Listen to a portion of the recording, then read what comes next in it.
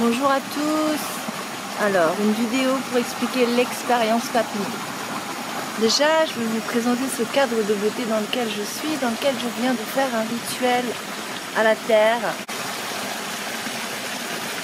Comment fonctionne l'expérience papillon? L'expérience papillon, c'est comment influencer sur l'énergie. Alors l'énergie, elle est partout, et pour l'influencer, pour changer sa vibration, c'est par des petites touches. Donc là, vous entendez le bruit de l'eau. Voilà, c'est des bruits très ténus, très fins. Il y a aussi les grillons derrière. Donc je m'aide de plusieurs choses. Déjà la terre, le fait d'enduire avec la terre, le fait de chanter, le fait de bouger. La vie, c'est le mouvement. Un corps qui ne bouge plus, c'est un corps mort. Un corps qui bouge, rappelez-vous, les croque-morts, c'est un corps qui vit. Et je m'aide pour activer, réactiver les énergies. On sait maintenant par preuve scientifique que 5000 fois plus d'énergie sont émises par le cœur quand nous sommes dans une énergie de compassion, d'amour, donc les émotions les plus élevées. Et qu'est-ce qui nous donne ces émotions? Déjà, les chevaux sont les rois, parce qu'ils ont un cœur très gros. Je ne parle pas des baleines, même si elles sont pas loin d'ici. Donc le cadre naturel, et puis les intentions qu'on pose. Donc c'est pour ça que je vous ai amené ici. L'intention de changer les vibrations par la culture de tous les jours, faire du bien et se faire du bien. Donc se faire du bien, il y a plein de choses dans mon programme. Il y a ralentir, observer, donc j'ai appelé ça aussi voir, écouter. Il y a aussi aller voir dans le livre de son passé, aller voir ce qui a été peut-être écrit et qui est encore écrit comme de la peur ou de la tristesse ou un poids à porter.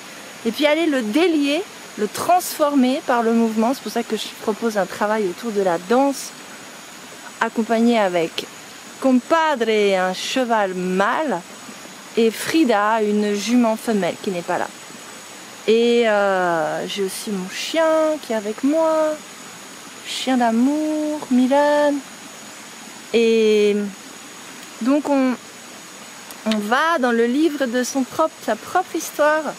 On va prendre les émotions qui nous font vibrer bas, qui nous tirent vers le bas, qui nous plombent, qui nous pèsent, qui nous empêchent de voler de nos propres ailes, et on va les transformer. Alors comment on les transforme? On les transforme par l'expression artistique.